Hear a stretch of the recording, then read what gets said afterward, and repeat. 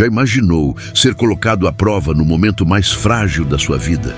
Exausto, faminto, sozinho, o corpo fraco, a mente cansada e o silêncio do deserto se tornando a única companhia. De repente, uma presença se aproxima. Não traz correntes, não ergue uma espada. Ela fala, e cada palavra soa como uma lâmina invisível, cortando a alma e plantando dúvida no coração. Quem é esse ser? Quem ousaria se levantar diante do Filho de Deus? Quem teria coragem de tentar o próprio Salvador do mundo?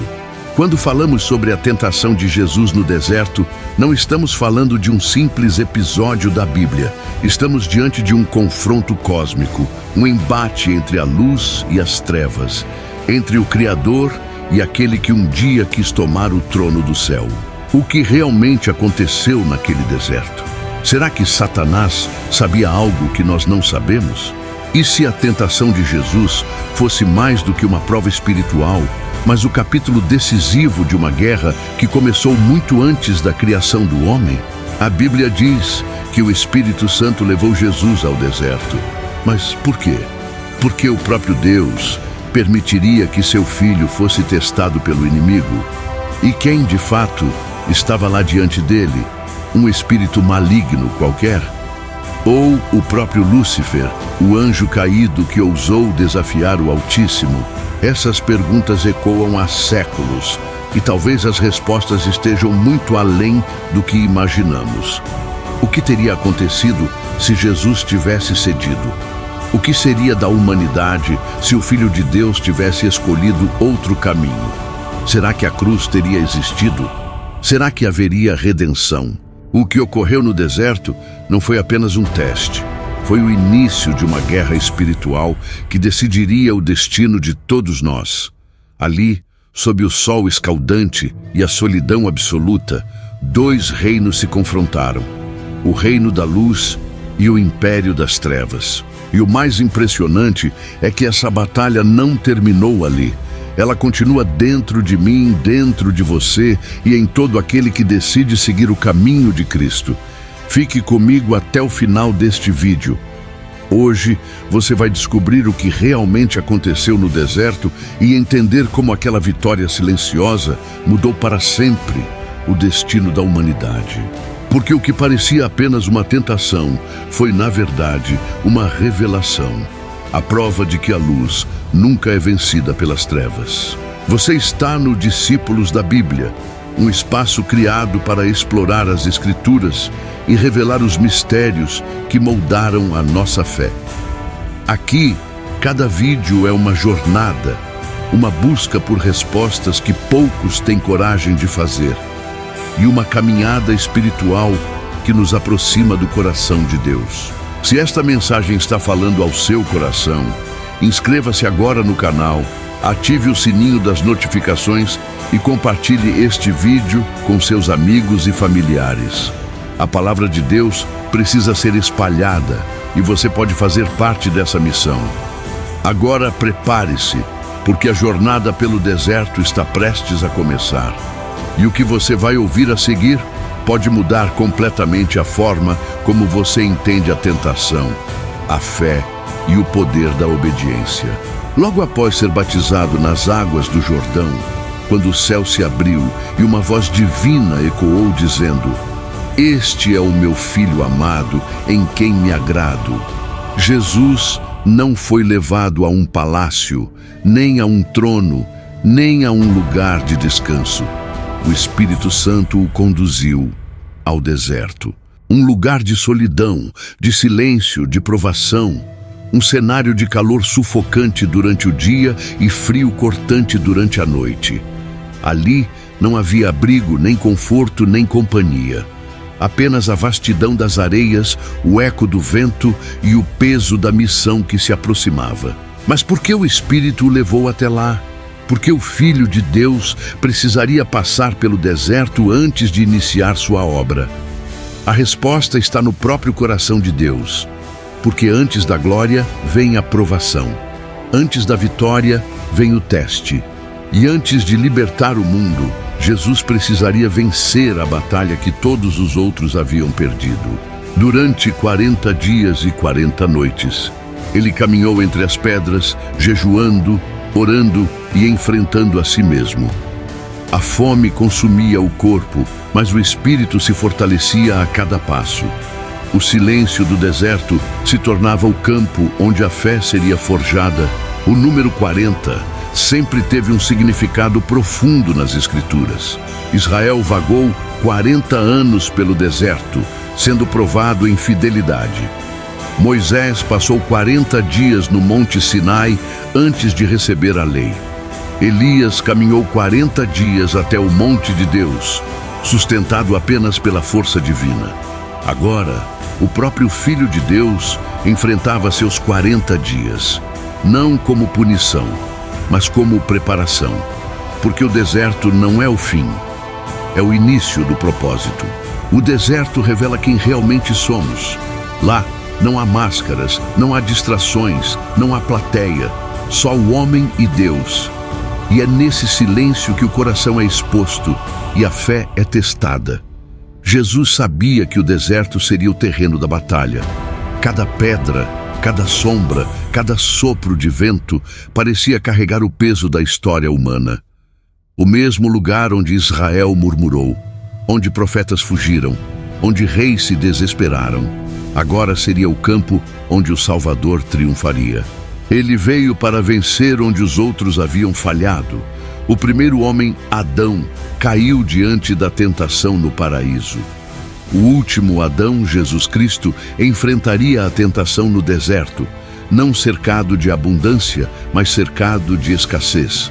Porque onde o homem caiu em conforto, Deus triunfaria em privação. O inimigo sabia disso. Ele observava de longe, esperava o momento em que o corpo de Jesus estivesse mais fraco, quando a fome o fizesse vacilar, quando o cansaço o fizesse duvidar. E então, quando o silêncio era quase insuportável, o tentador se aproximou. Não veio com gritos, nem com ameaças, mas com sutileza, com palavras que pareciam sensatas, com argumentos que soavam piedosos, a mesma voz que ecoou no Éden dizendo: "Foi isso mesmo que Deus disse?" Agora voltava a sussurrar entre as pedras do deserto. O inimigo não mudara sua estratégia, apenas seu alvo. Se ele não conseguiu destruir o plano de Deus desde a criação, tentaria impedir aquele que veio restaurá-lo. Mas havia algo que Satanás não compreendia. Jesus não estava ali por acaso. Ele estava ali por propósito.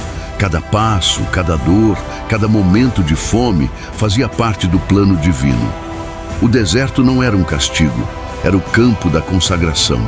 Enquanto muitos veem o deserto como um lugar de abandono, Deus o usa como um lugar de transformação.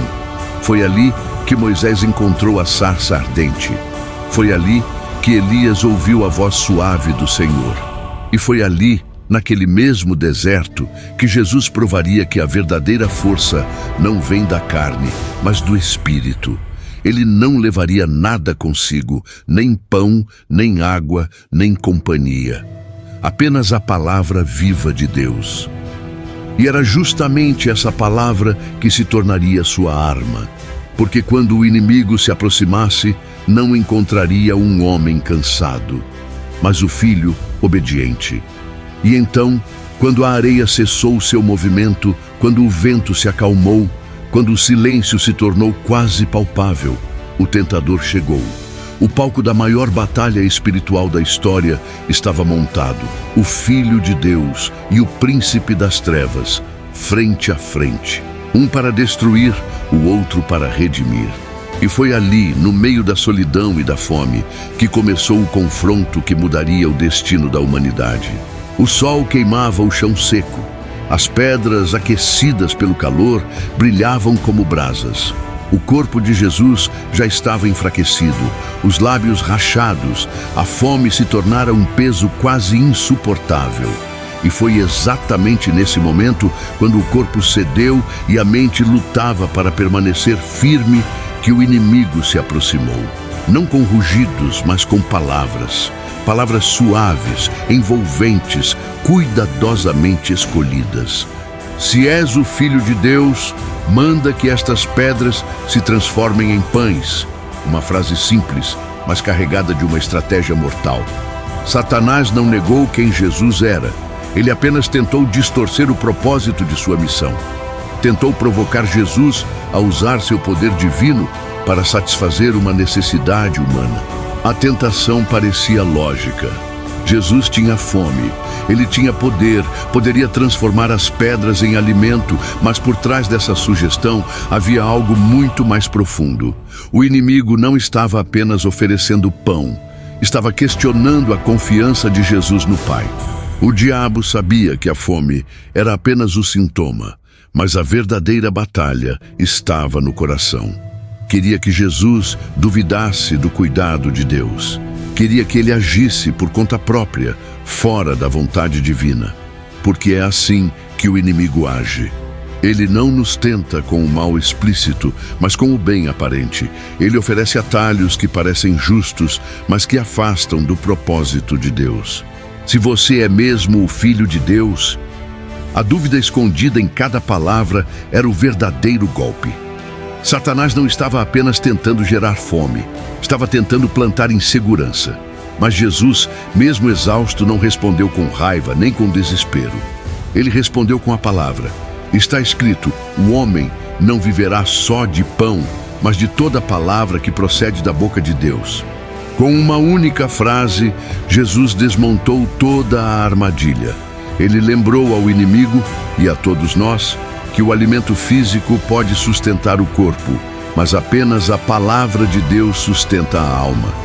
Essa resposta não foi apenas uma citação bíblica, foi uma declaração de guerra espiritual. Jesus não apenas resistiu à fome, ele reafirmou sua confiança absoluta no Pai. Ele sabia que o poder de Deus não deve ser usado para fins pessoais, que a verdadeira força está em obedecer, não em provar, e que o tempo de Deus é perfeito, mesmo quando o deserto parece interminável. Enquanto Israel murmurou no deserto por falta de pão, Jesus permaneceu em silêncio e fé. Enquanto o povo duvidou, ele confiou. E assim, no mesmo cenário em que o homem falhou, o Filho de Deus venceu. A resposta de Jesus também revelou algo sobre a natureza do inimigo. Satanás sempre tenta inverter a ordem divina. Ele tenta transformar o espiritual em material e o propósito em prazer. Ele quer que o Filho de Deus haja como um servo da carne e não como o Messias obediente. Mas naquele momento, Jesus mostrou que o domínio sobre o mundo físico não vale nada se o coração estiver distante do Pai.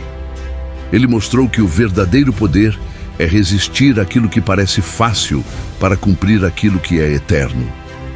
A tentação do pão não era sobre alimento, era sobre autonomia. O inimigo queria que Jesus provasse algo, não a Deus, mas a si mesmo. Queria que o filho quebrasse a comunhão com o Pai para resolver sozinho sua necessidade. Mas Jesus não precisava provar nada. Ele sabia quem era, sabia de onde vinha e sabia para onde iria. Com sua resposta, ele nos ensinou que a verdadeira fé não exige milagres para acreditar. A fé verdadeira confia mesmo quando o milagre ainda não chegou. A primeira tentação terminou, mas o inimigo não se afastou. Ele havia sido ferido, mas não derrotado. E como sempre faz, ele recuou apenas para tentar de novo. O deserto estava em silêncio outra vez, mas a atmosfera havia mudado. O tentador percebia que não enfrentava um homem comum. Aquele que jejuava entre as pedras era o próprio Verbo de Deus em carne e osso. E se a fome não o fez cair, seria necessário atacar por outro ângulo. Se o corpo não se rendeu, o inimigo tentaria o espírito, porque quando não consegue enfraquecer o corpo, ele tenta seduzir a fé. E assim se aproximava a segunda tentação, a mais sutil, a mais perigosa e talvez a mais inteligente das três. Depois de falhar na primeira tentativa, o inimigo decidiu mudar de estratégia. Se não podia quebrar o corpo de Jesus, tentaria confundir sua fé. De repente, o deserto deu lugar à cidade santa. Lá estava o templo, símbolo da presença de Deus, e no ponto mais alto, Satanás se aproximou novamente. Se és o Filho de Deus, disse ele, lança-te daqui para baixo, porque está escrito: aos seus anjos ele dará ordens a teu respeito para que te guardem. Era o Salmo 91. O inimigo citava a palavra de Deus com perfeição, mas com intenção corrompida. Ele omitiu um detalhe essencial: para que o guardem em todos os seus caminhos. A promessa era para quem anda nos caminhos de Deus, não para quem tenta manipular a fé. Satanás queria que Jesus testasse o Pai, que exigisse um milagre, que fizesse da fé um espetáculo. Mas Jesus conhecia bem a voz do engano e respondeu com firmeza: também está escrito: não tentarás o Senhor teu Deus. Com essa simples resposta, ele mostrou que a verdadeira fé não precisa de provas. Fé não é desafiar a Deus, é confiar nele, mesmo quando o céu parece em silêncio. Enquanto Israel duvidou no deserto, Jesus permaneceu fiel. Ele não buscava aplausos, nem reconhecimento, nem sinais. Sua confiança estava no coração do Pai. A segunda tentação terminou ali. Mais uma vez, o inimigo foi derrotado, mas não vencido. Ele ainda tinha uma última carta, a mais ousada de todas. Se a fome e a fé não fizeram o Filho de Deus cair, talvez o poder pudesse fazê-lo vacilar. E assim, diante de Jesus, o cenário mudaria mais uma vez. Agora, o tentador mostraria tudo aquilo que o mundo tem de mais sedutor: riqueza, glória e domínio. Era chegada a hora da terceira tentação, a mais perigosa e a mais reveladora de todas. O deserto se transformou novamente. Jesus foi levado a uma montanha muito alta. Diante dele, o inimigo revelou sua última e mais ousada proposta: todos os reinos da terra, suas riquezas, coroas e glórias. E então, com voz arrogante, Satanás disse: tudo isto te darei, se prostrado me adorares. Era o golpe final.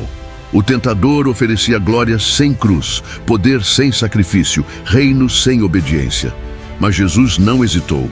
Com autoridade divina respondeu: vai-te, Satanás, pois está escrito: adorarás o Senhor teu Deus, e só a ele servirás.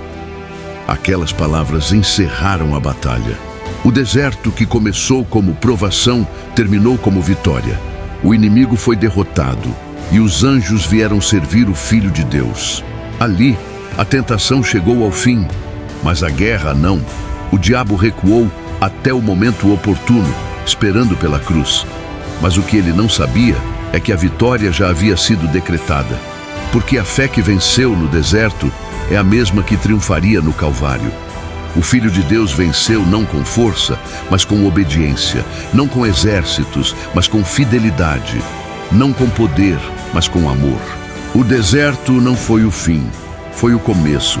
Ali, Jesus nos ensinou que o verdadeiro poder está em dizer não às promessas fáceis do inimigo e sim à vontade de Deus. E se hoje você atravessa o seu próprio deserto, lembre-se: o mesmo Espírito que sustentou Jesus está com você. A tentação pode ser forte, mas a palavra é mais forte. O inimigo pode sussurrar mentiras, mas Deus já declarou a verdade. A vitória de Jesus é a sua vitória. E a luz que brilhou naquele deserto ainda ilumina os corações que escolhem permanecer fiéis. Se esta mensagem tocou o seu coração, deixe o seu amém nos comentários, curta este vídeo e compartilhe a palavra. Você está no Discípulos da Bíblia, um canal criado para revelar as verdades da Escritura e fortalecer a sua fé. Até o próximo vídeo, e que o Deus que deu vitória a Jesus no deserto te conceda força em todas as tuas batalhas.